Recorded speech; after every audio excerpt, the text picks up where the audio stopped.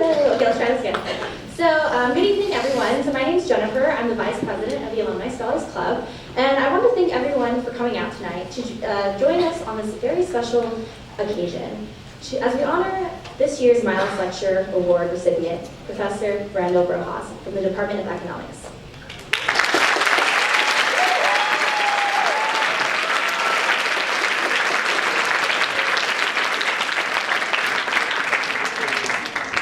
First off, I'd like to take a moment to thank everyone who's made this event possible.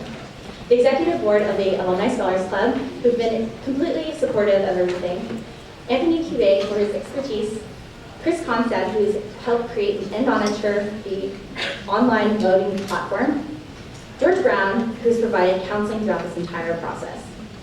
And I especially want to thank everyone from the Vice President's Committee, because these are those students who worked extremely hard over the entire year in executing and planning this event. I cannot express how vital their roles are to this program and organization, as I could have not done this without them. So this is my second year behind the scenes of the Miles Lecture Award, and it brings great joy to me to see another legend deliver this lecture. This year we had a great voter turnout from undergraduates of every department, and the fact that Professor Rojas has won this award out of the 3,200 students who voted is beyond amazing to me.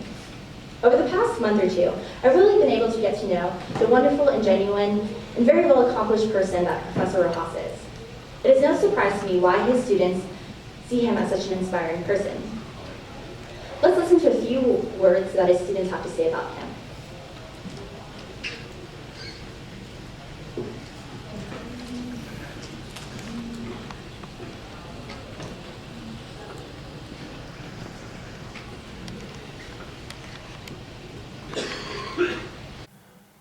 Professor Rojas does an excellent job of making the complex simple. The structure of his courses are examples of how all lecture courses should be taught at UCLA. Rojas creates concise and well-organized lecture presentations that students can reference later to reinforce their learning.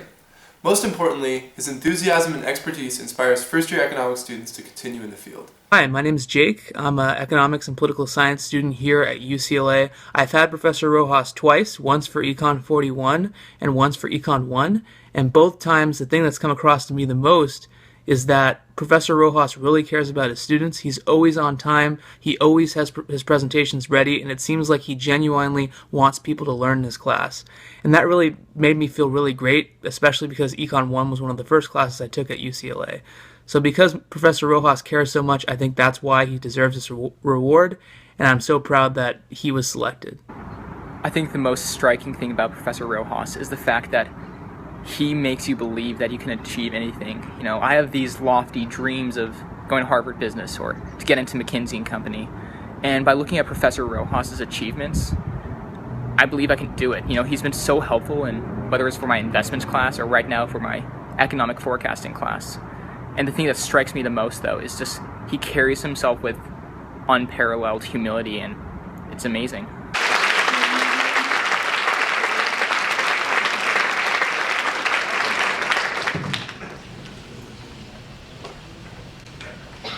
I'd like to introduce our guest speaker, who is yet another legend, Mr. Marty Scott. This year, I was extremely fortunate to have Marty as my advisor throughout the year, as he provided invaluable feedback and support and guidance. Marty began his 54-year Disney career in 1955, just 1 month before Disneyland's grand opening. Shortly after he started, Marty showed Walt Disney his newspaper concept, and fortunately he liked it. Once Marty graduated from UCLA, he worked as a full-time as part of Disney's publicity and public relations group. He retires as the executive vice president and Imagineering ambassador. He's the only Disney member who has participated in the opening of all 11 Disney parks throughout the world. In 2001, he was introduced as a Disney legend. After his time with Disney, in 2008, Marty began a 2-year term on the board of directors for the UCLA Alumni Association.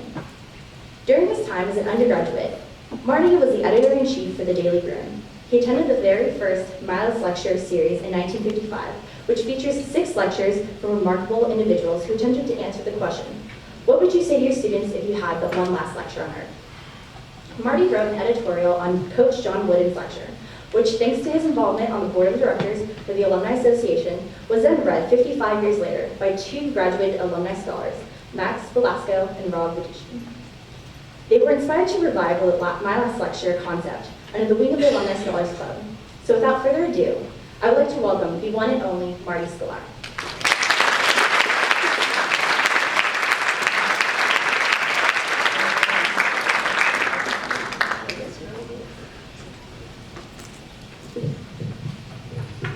Well, first of all, I'd like to say to Jennifer and the Alumni Scholars, wow, what a job you guys do in making this happen every year. It's really exciting, and you should all thank them for making this possible.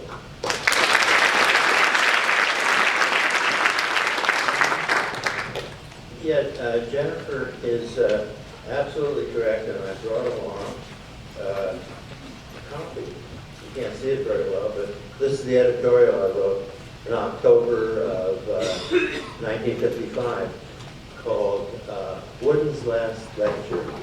And I'll just read you a couple of paragraphs from the editorial I wrote at that time. I was kind of leading to my introduction to Professor Rojas. But as Jennifer said, it was the start of a series that the University Religious Conference sponsored in those days. And they had 6 lectures. Joseph Spencer of geography, Coach Wooden, James Coleman of political science, Mary Holmes of the art department, Kenneth Trueblood of chemistry, and a wonderful philosopher, Abraham Kaplan of the philosophy department. It was an amazing series. Well, here we are 60 years later. It's pretty amazing to have this as the beginning of this series. And I'm so proud of all the alumni scholars who made this happen. To be able to celebrate my last lecture by Professor Rojas. I had the pleasure of sitting down with Jennifer and Professor Rojas in his office recently, and I found the conversation open, easy, and friendly, which gave little hint of the rich and varied background Professor Rojas brings to his classes and students. Professor Rojas was born in San Jose, Costa Rica, but spent the first 10 years of his childhood here in Southern California. His fondest childhood memories are of his mother taking him and his younger sister to Griffith Observatory, reading Cosmos by Carl Sagan, and conducting science experiments at home. His family relocated to Costa Rica when he was 11, and eventually he began his academic training at the advanced age of 15. That's correct, 15, at the Universidad de Costa Rica, where he majored in physics and mathematics, while also studying philosophy and later German. After relocating back to the United States, Professor Rojas received his B.S. in astrophysics and mathematics at UCLA in 1997, and earned his M.S. in theoretical physics in 2000, and in 2004 received his Ph.D. in physics and astrophysics, both from Drexel University. Working full-time at Raytheon Space and Airborne Systems, he also attended UCLA as a full-time graduate student, completing his MS in statistics in 2006 and his PhD in statistics with a concentration on cognitive science in 2010, while at the same time learning Russian. Now, I wrote down wow, and that's not a scientific term. It's my editorial comment. Well, Professor Rojas joined UCLA Statistics Department as a lecturer in 2010, and a year later transitioned to the Economics Department, followed by his appointment as adjunct professor in economics in 2013. Now, here's the part that I do understand. Professor Rojas loves teaching because it challenges him to deliver his subject matter in a clear, intuitive, and organized fashion. He has supervised many student research projects and believes strongly in allowing students to feel comfortable asking questions. Please welcome to present the 2015 My Last Lecture, a truly educated man who is passionate about teaching, Professor Randall Rowan.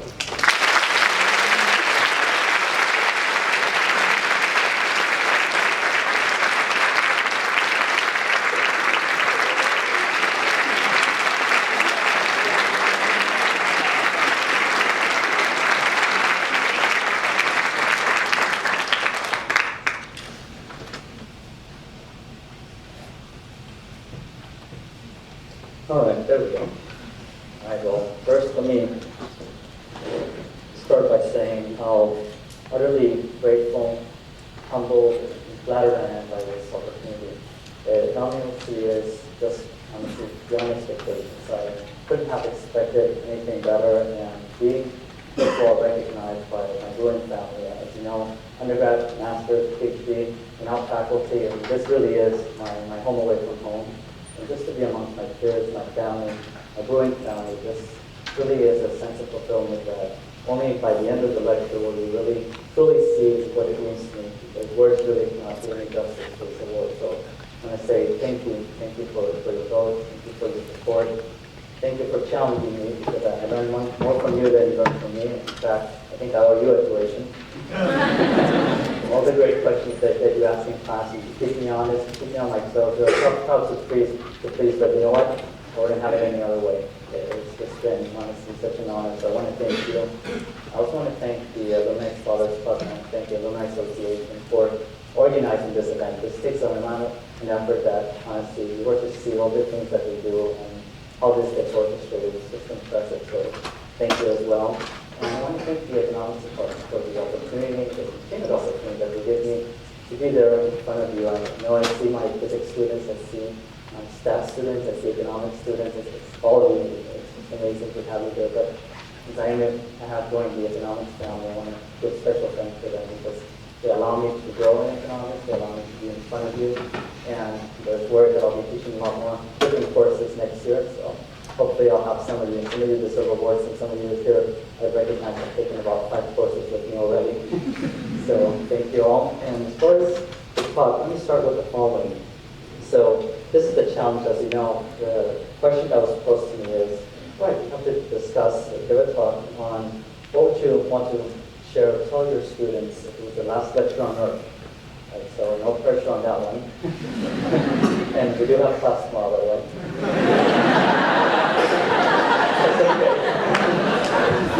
So I did what I always do before every lecture, which you may not know, and that is I put myself in your shoes, and when I prepare a lecture, I ask myself, if I were the student, how would I like to see this material delivered? How would I like to learn this material, these concepts?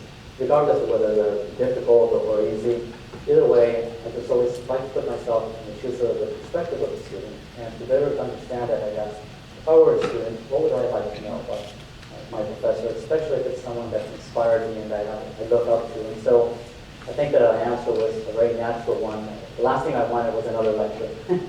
No pedagogy. And what I would like to know is the person, the human side, with the mistakes that were made, the challenges, the good and the bad, and the beautiful, like, yeah, good. I would like to show everything with the human side of it all, so that you can understand that we go through struggles, we face challenges, we see successes, but at the end of the day, it's those growing values that hold us together and get us through these difficult moments. And so, with that said, I'm going to walk you through the journey through space and time, because it's interested in knowledge. So, first of all, I'm going to dim the lights a little bit. Just bear with me, you guys. You already know my craziness. You can thank my father for my humor and my silliness. So, I'm going to take you through a tour, the Hubble of the field. There's a point to this. And the point to it is to put us in the same wavelength to where I was many years ago, where I was entertaining the thought of what I wanted to study. And I was about 13 years old, and I would look to the skies and think, wow, the serenity of space, the beauty, the majestic of it all. It's just, you can't to help feel humbled and just feel so little. Each point, by the way, that you see is a galaxy. Each one of those galaxies contains about a couple hundred billions of stars. So that right there alone, you just have to digest it and process it and really feel the wonder of it all. And there was something special about this because I had read about grand unified theories that have to do with the unification of the four forces in nature, and then I read about more ambitious endeavor. It's the theory of everything, not the movie, the award-winning movie. There is this theory of everything. And the fact that an equation, a single equation, can explain the cosmos, this order in space, the harmony of it all, the beauty, the elegance of such an equation, of such a theory, just really, I don't know how to explain that moment, but it was a magical moment. And that really set the stage for what was to become very, very clear. And so I wanted to present this because, as you'll see, my lecture today will give you a tour through what I've gone through in pursuit of this theory of everything, and how through economics, not making progress towards it, but still I'm working on it on the back of my mind. And nevertheless, you'll see the struggles, the gains, and how it all connects. This is going to be really a story of what I think is more like magic and miracles is really the best way to describe it, because when I connect the dots for you, you'll see that it's just unreal. It really, you couldn't have planned this any better, and so that's what I'll do right now, and hopefully it'll be worth your value. So with that in mind, let me start. I'm going to start with the following. First thing is this. If you think about what to discuss and how to go about deciding for your careers and everything, you have to have a passion for it. Given what I just showed you, this theory of everything seems to capture that moment where I wanted to really pursue it. And in doing so, I read about Comte's hierarchy of science. And you're probably familiar with this, and I have to admit, back then I disagreed with this. I would put complexity going this way. But I had to update it. And so many, many years later, it would take decades before I realized it. And so even though I studied physics, astronomy, and mathematics, now that I joined the Department of Economics, I thought, well, you know what? Comte might have been right, but there's a little mistake in Comte's reasoning, and that is that it's really economics. And so, Econ 1 students, please cover your ears right now. Unlike what I teach you in Econ 1, and no need for the final, so cover your ears, rational people do not think at the margin. It doesn't happen. We're very irrational as humans. We're very complex creatures, and the cosmos has so much beauty and structure and elegance to it. But people, we're so complicated, we're so different, and that's what makes us special. It makes us unique. That's where you really value the beauty of it all. In economics, I've found this elegance and this beauty and the complexity, the challenges that it presents. So for all my colleagues here, whether it's physics, economics, all these fields are beautiful, but I really have a hard time adjusting to economics. So it'll take a while before I join the ranks of economists, but I definitely would consider myself as a practitioner for now. But nevertheless, going forward, what I'm going to show with you then is how it all now unfolds. Going forward, starting with mathematics and physics, and how I ended up with economics and the lessons learned. So it all starts in Costa Rica. The reason why I show this map is not too familiar. Costa Rica is a very small country.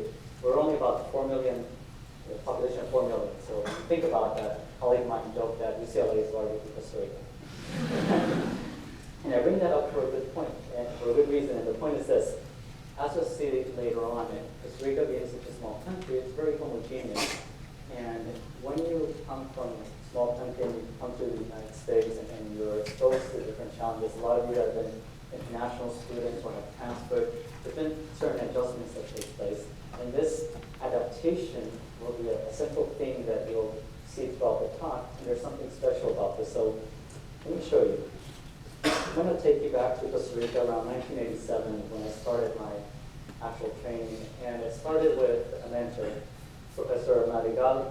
He was a mathematician, and although I was a little bit young for the university, what was good about it was that he instilled in me the values, the appreciation for teaching that I now exercise today, and that I have carried over to my teaching and my OCD nature with the drawings and everything, as you'll see in a moment.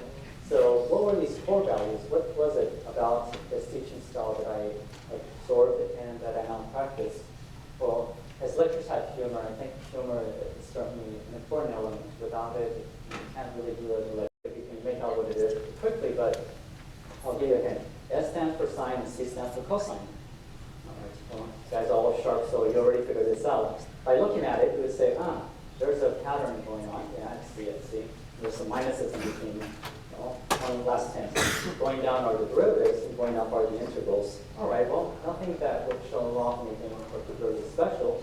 This seems like a nice, cute little mnemonic, but that's not enough. To be able to remember this, you have to make some kind of deep association. And what he would do is, he would, of course, and he called it the worm. And so that's where the damage started. From there on, I had butterflies, I had worms, I had rabbits, you name it. No matter how complex the integrals were, the trigonometric functions were, the physics formulas were, it didn't matter. They all had some animal or insects or something. And that's how I memorized it. I always told him he should write a book on all this. Because to this day, I still don't need to use a calculator, and I can memorize all these just from these mnemonics. They're pretty cute, and well, you see the silliness of it all, but what did I take from all this? Well, those first lessons with him really allowed me to mature, I think, in the aspect of teaching, where I learned that when you're teaching, you gotta make it fun. Of course, you gotta make it easy to understand. There's no need for complexity or to make it unnecessarily difficult. It's already difficult many times as it is, and the last thing you want to do is complicate it. And so in that regard, you want to make a positive, long-lasting impression. By positive, I really mean that I want to scare you off, like a good positive impression, where you take, more importantly than anything, you take the value out of it. I think if you add value to the student's learning experience, you're paying a lot of money, your parents, you're making sacrifices. The least we can do as educators is deliver on our task and our mission. And so, with that said, that was my first lesson, and I'm going to continue now to this, but throughout the talk, I'll have these lessons learned that I want to share with you, and I hope that on some level, whatever that level may be, that you may identify maybe some aspects of your life where you might have seen something like this or might have encountered, and whether it's a struggle or it's a success, that you can see that, you know what, in the end, that's what we're trained for as Bruins. We get through it, we succeed, we do great things, and we help others, and at the end of the day, maybe decades from now, you're going to be here presenting, and hopefully I'll be there sitting there just cheering you on. All right, so one little thing that I come across I thought this was really nice. Teaching is one of the most beautiful human endeavors. This is written by a fellow Bruin. You know who? Anyone? No? All right.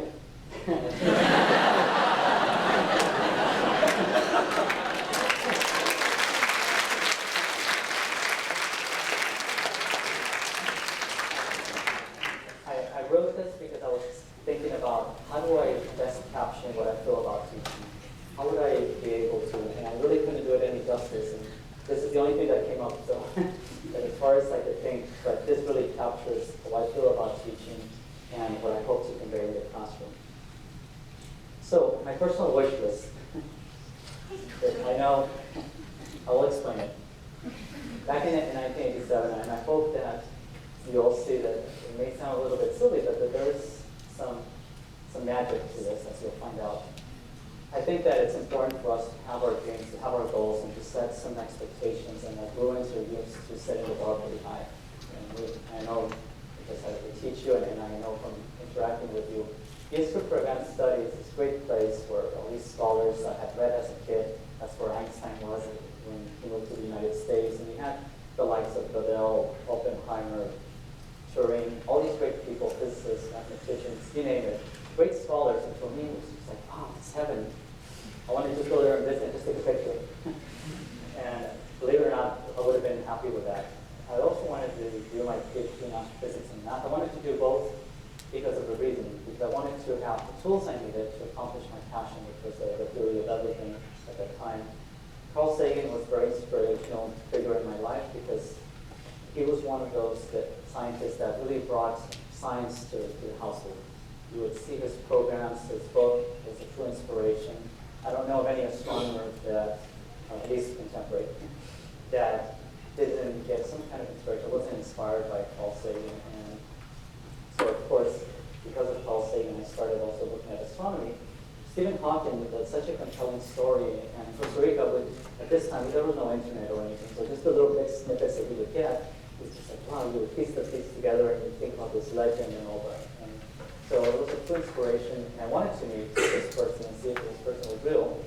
And the Nobel Prize, I know, as it's hard to describe this one, but when Marty came to my office, magic happened.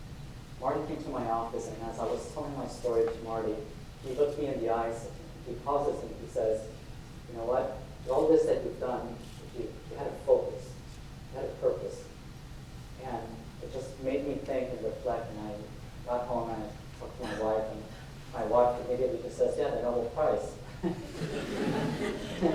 Yeah, and I know I'm saying these very lofty dreams, but it's true. And it's not for the fame, it's not for the fortune. It was because I wanted some sort of validation that I had made something, that I had left my impression in society, that I had done something good for science.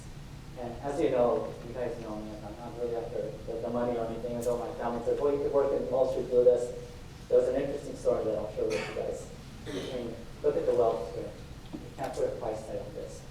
The moments that I share with you in the classroom, that's honestly, that is priceless. I don't want to sound cheesy, but that is true. And so the Nobel Prize for me meant kind of that validation that I had actually made something, some contribution to science. And so going forward, I pursued this, and I started my education at the Universidad de Costa Rica. And we have a saying in Costa Rica, it's pura vida. Pura vida, it's like life is good, like everything's relaxed, like don't worry, don't stress out, you know, everything's going to work out. Well, let me tell you about pura vida in Costa Rica. The university, there are no grading curves. Exam lengths, depends on the professor's mood. They really do. I had a conversation with one of the TAs who happens to be from Costa Rica, and she was sharing her story with the grad students. They didn't even know that you would go in the morning, take the test, the professor would go have lunch, maybe get some coffee, relax, come back, and we're still taking the test. And no lunch for us, of course. That's the truth. There's no formula sheets. There's no, you don't even ask for these. Extra credit? What, are you kidding me? You can't even do the easy problems, you want extra credit? So much for pura vida, right? So that's Costa Rica for you. This is the first time I experienced academic stress. Prior to starting my university training, I felt very confident about my skills, and I felt that I could do this. But then you learn, you get humbled, and I thought that was an amazing experience because you have to go through this. And so what it really, the best way to capture it is this way.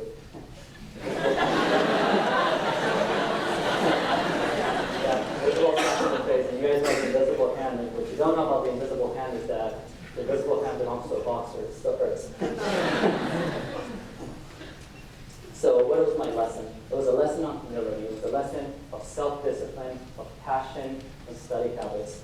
To be able to endure the intensity of the program in physics and mathematics, you have to be really passionate. A lot of students change majors and all the rest.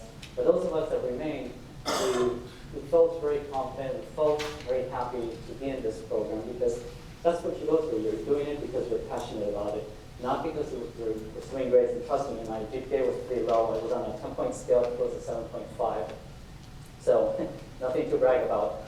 Remember, there's no curse or anything, so it didn't matter for them. For them, the reward was the knowledge that they gave, so we should be thankful for the knowledge.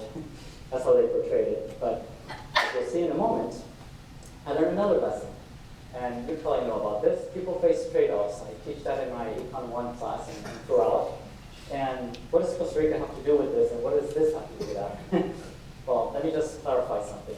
Costa Rica, we don't really get much of a summer. We get about 10 months of rain, and if we're lucky, maybe we'll get a month or two around December, January of sun. And so happening to coincide with obviously the nice Christmas season and all the rest, what happens is that during Christmas, they tend to go to the beach and then just share with the family and you enjoy time together. That's what you do. Well, let me tell you, it's not exactly the case in my case. And what I'll show you is something very interesting. Let me share with you something here, you guys, that you may not have seen, but I'm going to show you a little bit.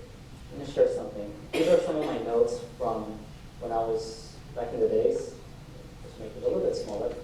What I want to show is, if I can get to it, it's a little bit smaller, because this is going to explain the craziness of my lectures. These are my lecture notes. And I'm not sure to just show you a pretty plot, but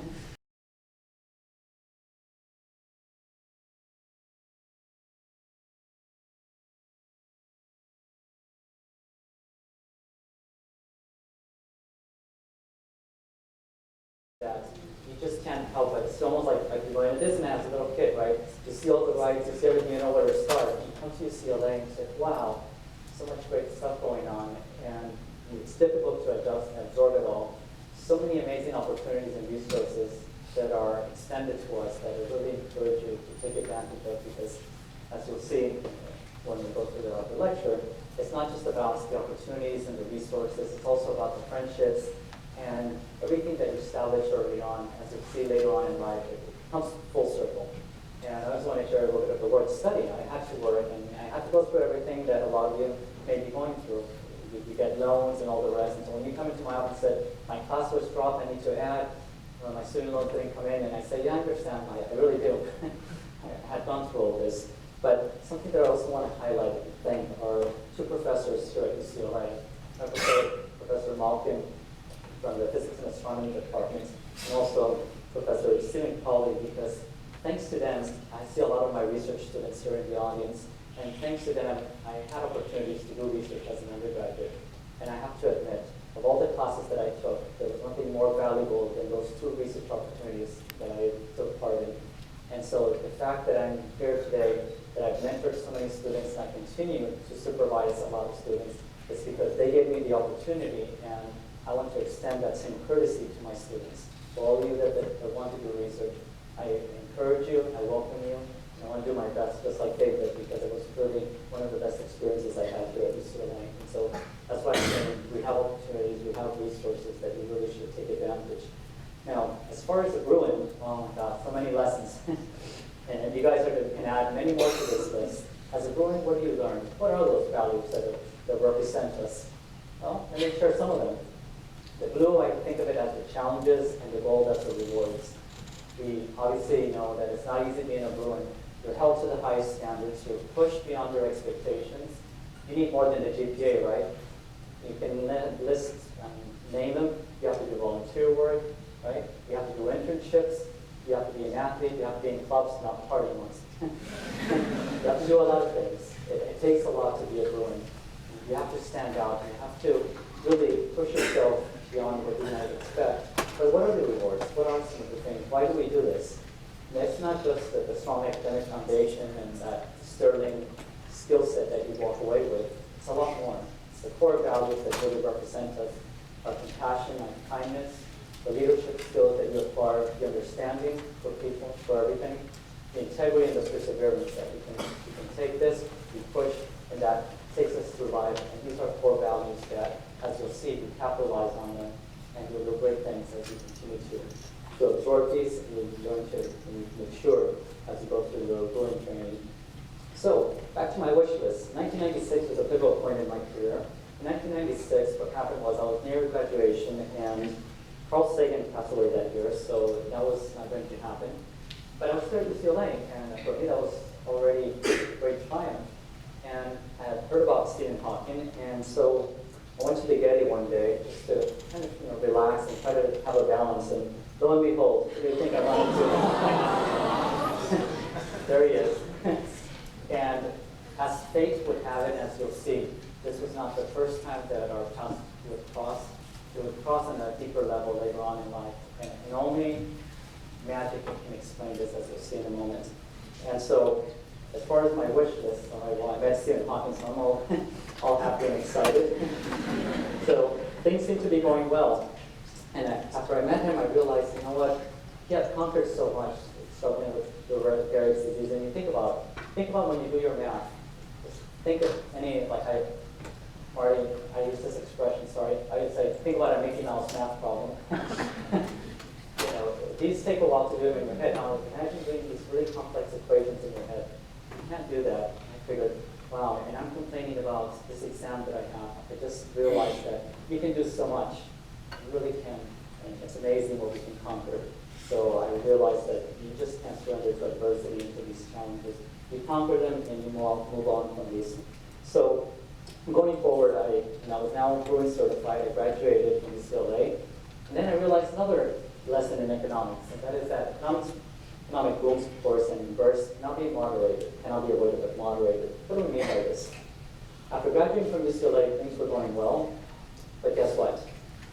Another slap in the face. I applied to numerous graduate schools, from all of them, I got rejected. Every single school.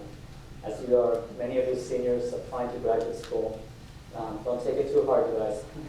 I was there, and it took me 2 years before I got admitted to a program that I liked. I taught high school for 2 years. I wasn't too happy about it, but I learned valuable lessons there as well. And in 1998, I accepted an offer at Drexel to work under a general relativist, Professor Sanchella, who was a true mentor. But what happened was that in 1999, she left Drexel and became now the chief deputy officer at NASA for the astrophysical division. So what did I learn during this transition period?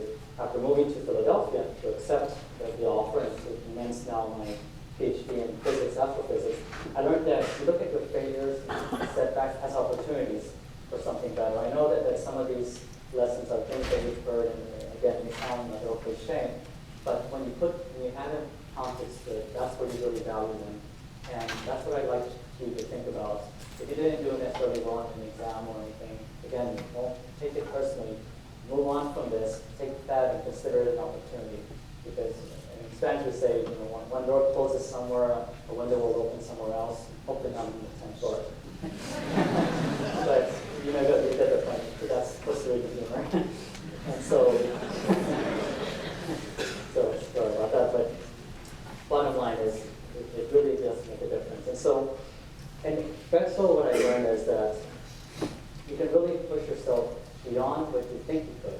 I met my advisor, Professor Michael Bowley, who was truly an inspirational figure. Professor Bowley pushed me beyond what I thought I could do. He not only set the standard one, there was no bar, it was just expected the best. And there was no room for anything else. There was no sugarcoating it either. Because the way he saw it was that I'm not going to handhold anything. You have to go through this and you have to mature as a researcher.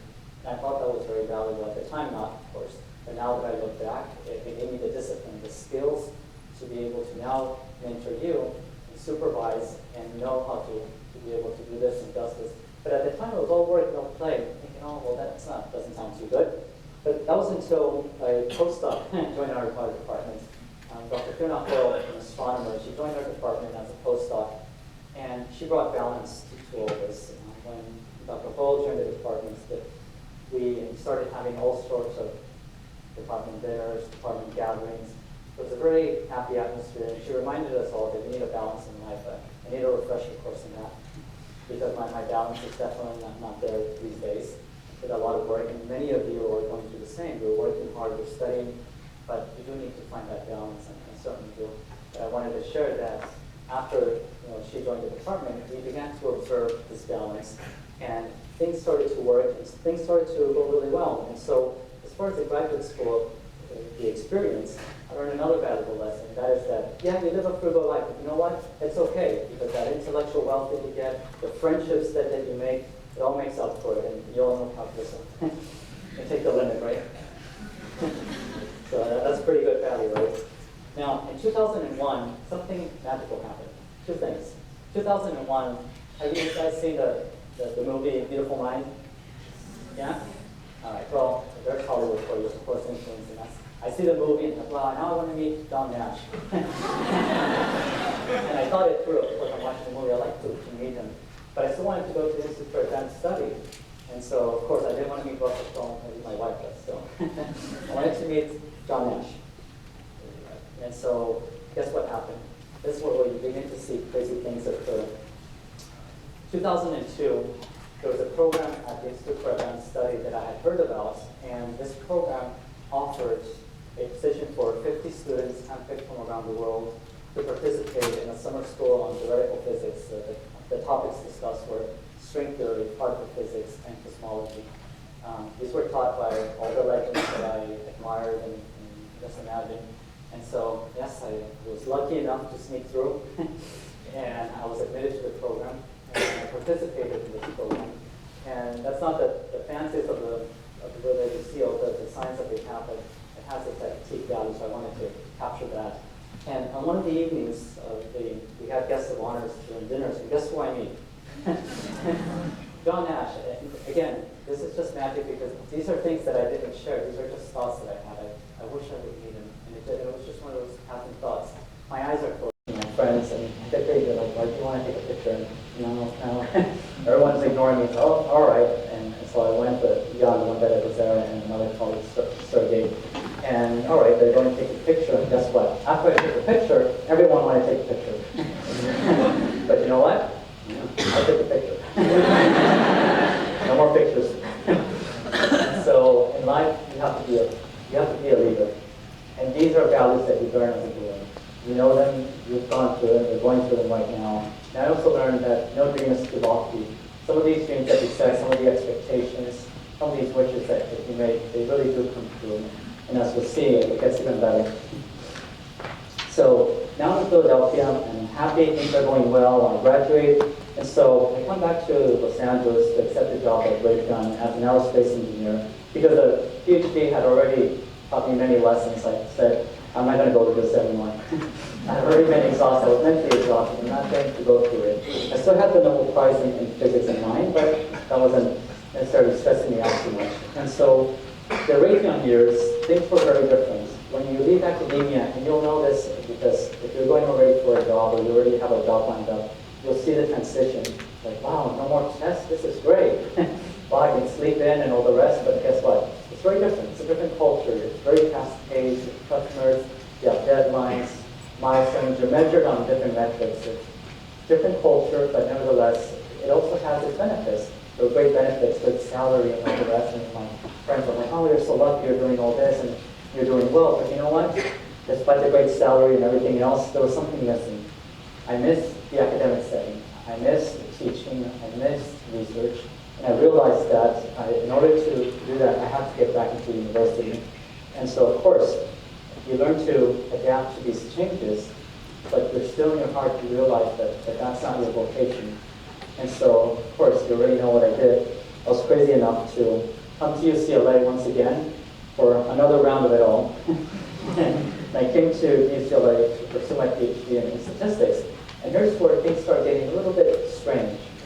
Remember, it's all about magic and miracles. Statistics department on the 8th floor. What you may not know, if you're young, is that the 8th floor in the Math Science building happened to be the physics and astronomy department back in the days when I was an undergraduate. So it was a very near and dear place to my heart. So that was the physics department. That's where I did my research. That's where my professors were, and where I would hang out and sometimes talk for office hours. But bottom line was that it was a very special place, and when I go there to meet the statistics department, I go, what happened? It's now the statistics department. This is really strange.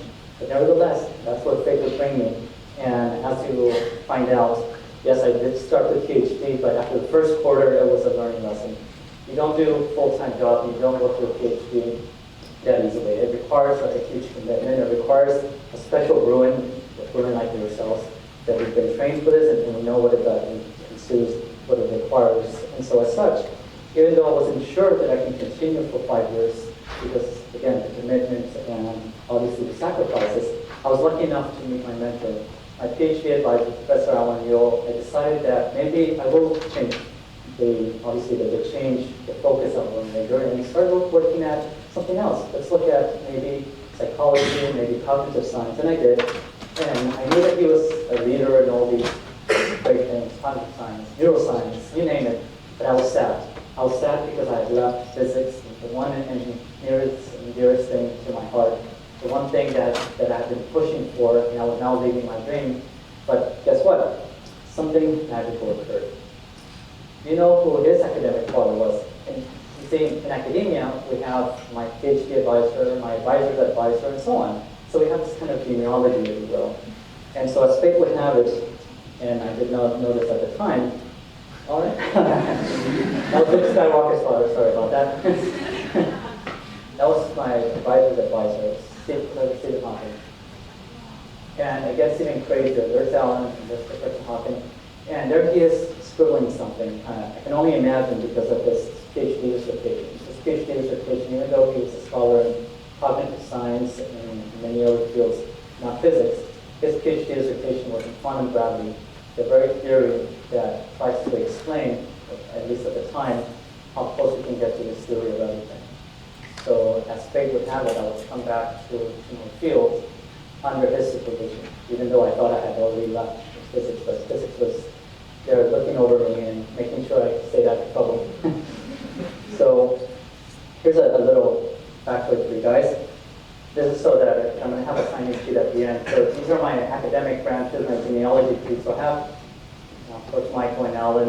goes back, and the thing is that there's two that I want to highlight. Karl Gauss, when I was young, I admired Gauss so much. He was one of my heroes. And to now realize that, it's somehow connected, it's just amazing.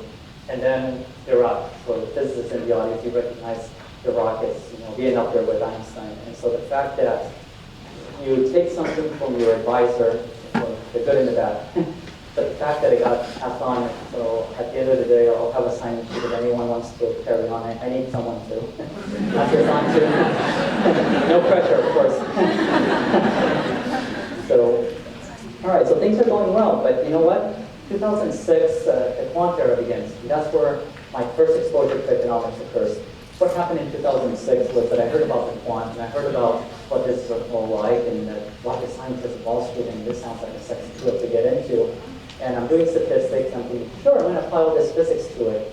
And, well, I go through several rounds of interviews, offers none. No, you don't know enough economics, no, you don't know anything about finance. And during this time, at least, I have something good happening. I met my wife, and learning from those interviews, I got 0 offers. I started learning and started studying finance and economics to fill in that void and to hopefully later on be able to meet those challenges. Well, in 2010, I finally finished a PhD, and I said, okay, now this time it's going to go well. And notice that there's things that didn't always go well. I didn't get to the grad school that I wanted. I didn't get to the quant job that I wanted. And 2010, again, another round of humbleness. Why? Because I applied to all these faculty positions, to these postdocs. I really thought that I was doing everything right. I had the degrees that they wanted. I had the skills. I had the publications. And as it turned out, even the quants didn't want me. Why? Well, because it looked like I was doing too many things, and they didn't see the focus. They didn't see that I would be able to focus on one task, and they didn't like that. Okay, well, I don't blame them. And around this time, I know my wife was pregnant, and I had a greater sense of responsibility. I really need to grow up now and figure out what I want to do with my life. So I want to be a quant. What do I want to do? And so here's where things get a little bit more interesting, because at this point, I realized, you know what? You don't give up. You either, and this is, I know, very cliche, but you don't make excuses. You can, or just make things happen. And I wasn't going to let these setbacks put me down and prevent me from attaining what I really wanted to accomplish. And so with that said, I went back to my physics PhD because that really transformed my outlook on life. What is it that you want to do? How is it that you can, for example, switch fields and be able to adapt to changes in your life, to these setbacks? How do you take them? It really, honestly, it all comes down to your attitude. What is the attitude that you're going to take when you're confronted with these challenges? How are you going to face them? And so what I would say is, when you face them head on, and you face them with all those great growing values that you already have, and how you already know how to confront these. So guess what happened? 2011, great year for me. This is when I started joining the stats department part-time. I was getting ready now for the interviews. Now I knew I needed to know more economics, I needed to know more finance. And the econ department was looking for someone to teach their favorite course. They needed someone crazy enough that can pull this off. And so of course, the humble narrator, here I am. And guess what happened? I dared do the unthinkable. Yes, I did, you guys. You know this. Prior to 2011, a proud South Campus, right? South Campus, North Campus. I dared the unthinkable. I dared to trespass North Campus. And I did it. I did it best I could. I tried to blend in, and I'm going to recycle a joke that Omar was shared in my 103 class, because there's a point to it. He was talking about, the joke is that South Campus, right, our main focus, we're obsessed with shoes, and you guys already know the joke, right? If you don't know it, we're obsessed with shoes. You walk around and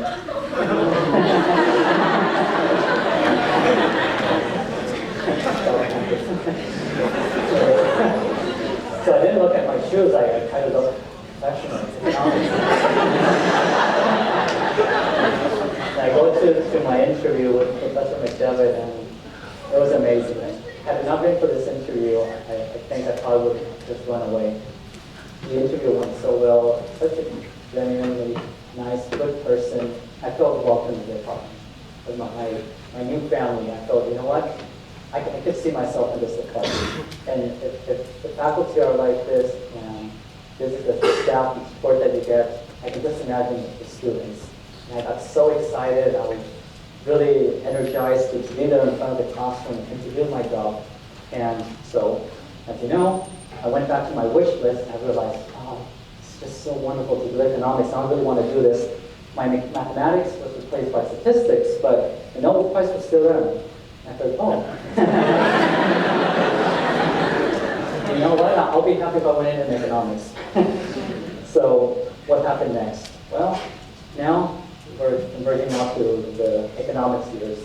Now I'm under the spell of economics. Now the damage is really done. At this point, I now have the pleasure of teaching all these great economics courses. There'll be some more to come in next year. I've supervised 15 students already, at least on paper, and I still have a lot of undergrads that I'm supervising.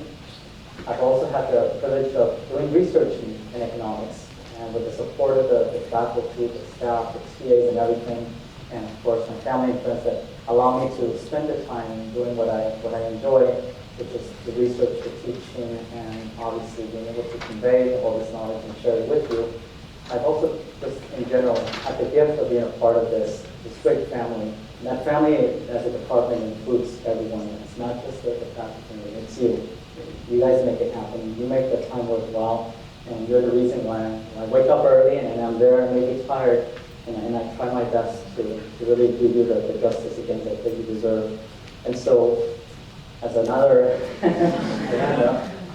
stay tuned, guys. I'm going to be recruiting for some of my financial wizards.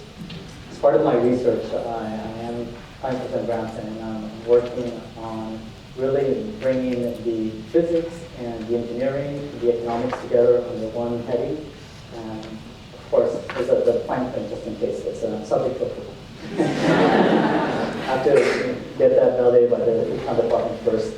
So I'm going to show you a couple of quick things now. And the first thing is, one thing that you really can take away from this is that you don't need to be afraid about transcending disciplinary barriers. A lot of you are math econ, you are math econ stats and all the combinations. But you know what? This is really where I can truly say that that's where the magic happens. At the intersection of all these disciplines, where you're putting your talents, your skills together. And so even though the applications that I submitted and the defeats that I had, where they didn't welcome all this multidisciplinary, you know what?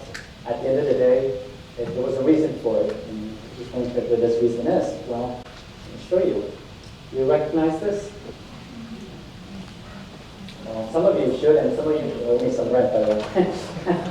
You've spent enough hours in office hours. Oh, that's my office in Bunch Hall. Now, you remember my wish list, right? Nobel Prize in Physics or Economics. Well, guess who greets me every morning when I go out of that elevator on the 8th floor? When they work. You know, they never work. Well, when I exit that elevator door, there he is. Lloyd Shapley, who, yes, Nobel Prize winner, our very own Lloyd Shapley, the Nobel Prize winner in economics 2012.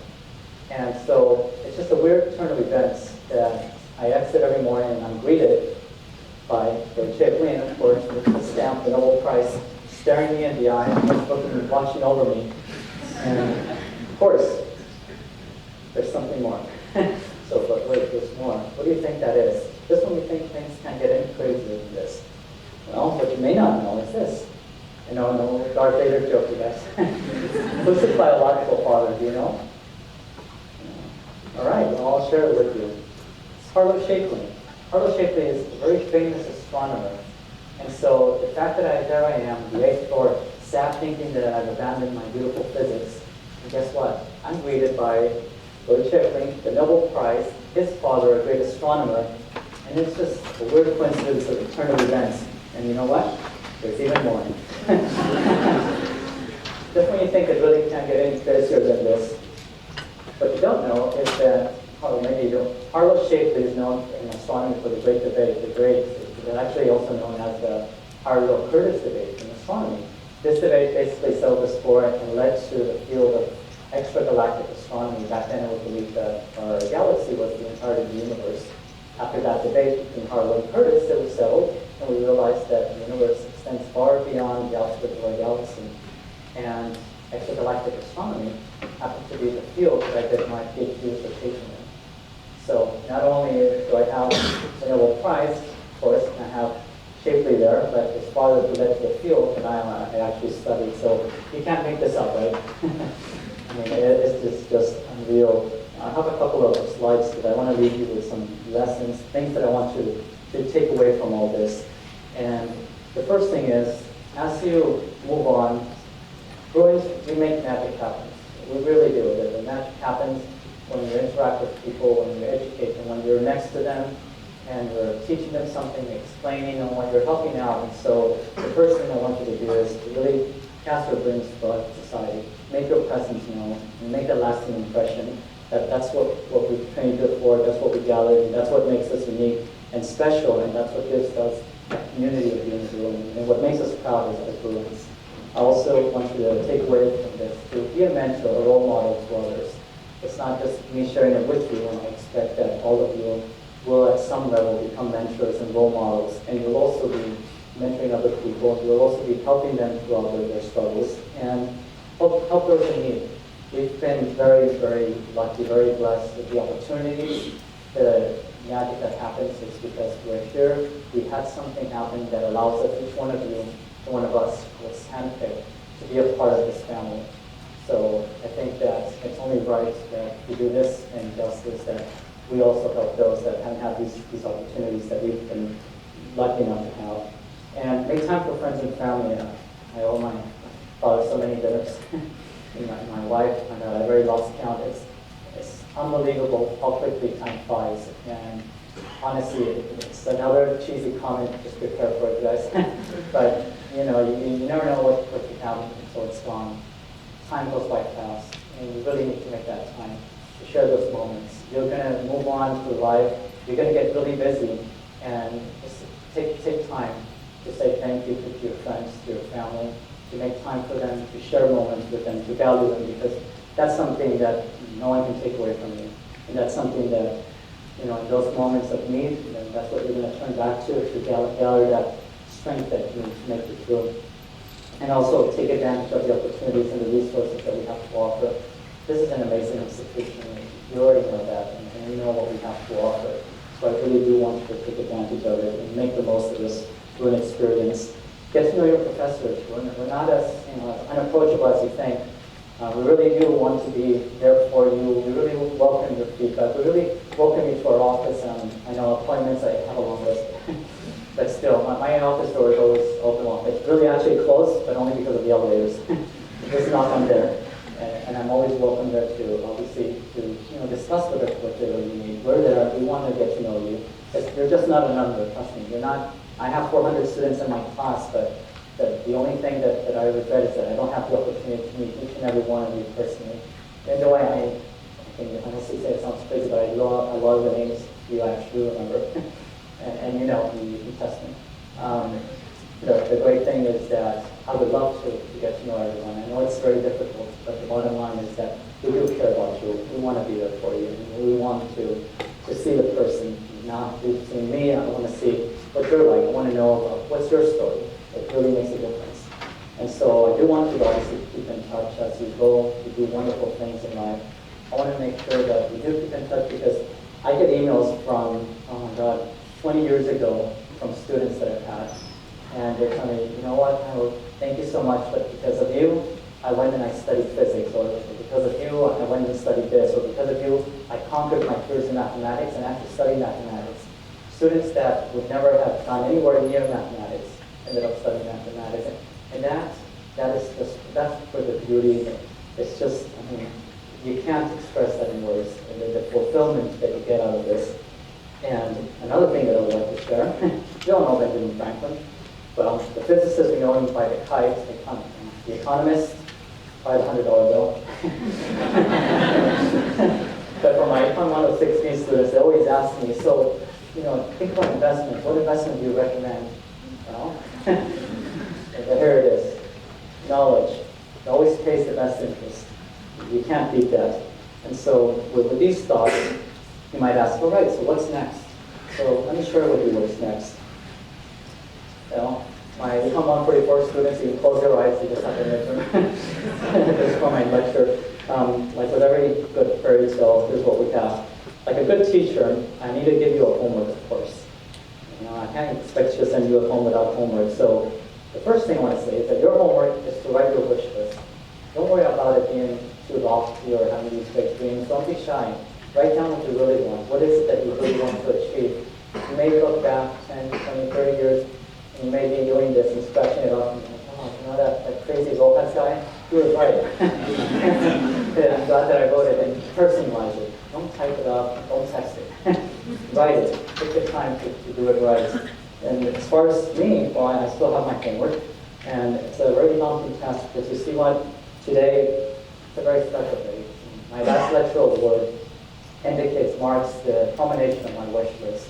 The Nobel Prize has become a nice to have, not a need for.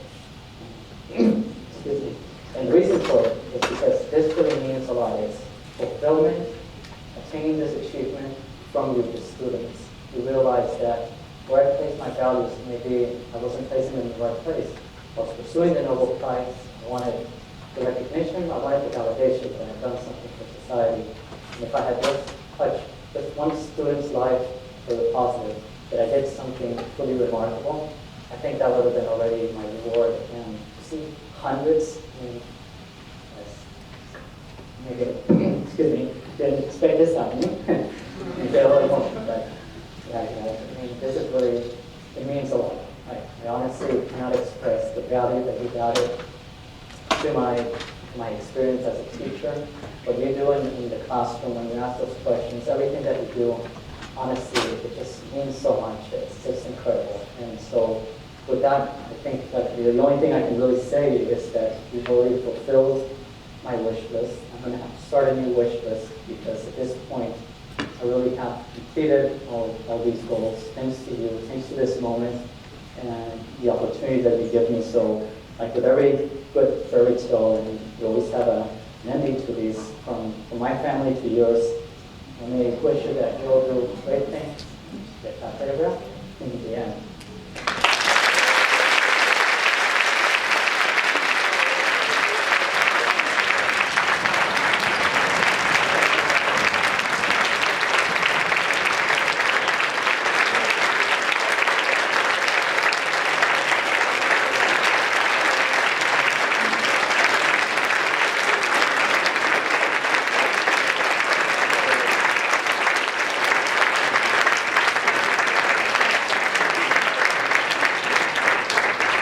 Professor Rojas, on behalf of the Alumni Scholars Club and the Alumni Association, I'm proud to honor you with the 2015 My Last Lecture Award.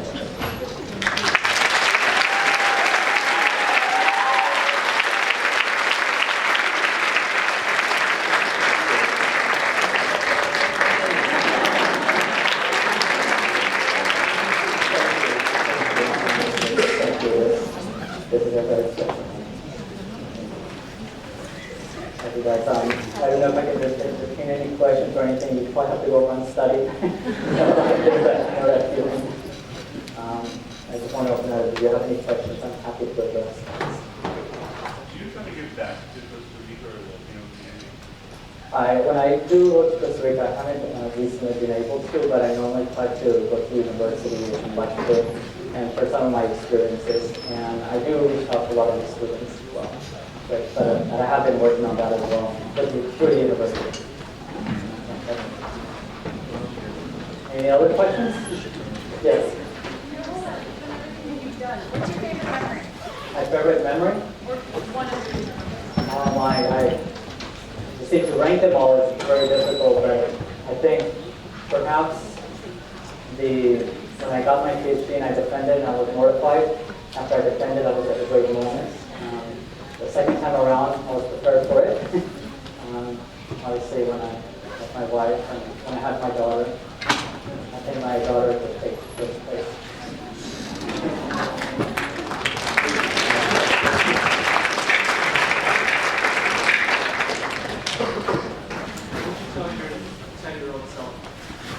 My 10-year-old self, don't OCD on writing so much. we try to have a balance in life and to revisit that every time when I'm out of line and to make time for friends and family, for sure. If you could go to school again, get another study again, what would you study? I have thought about it. I do economics. I'm applying next year. What's your favorite class? My favorite class, I have two. There we go. Cosmology and Econ 144. Not an easy one, but I love them all, and they're all unique. It's like the children with their favorite clubs. I mean, you don't choose, they're all unique. But Cosmology and 144, but by that time, I like it because they're smaller classes, and I get to interact better with the students, so I like the dynamics. Any other questions?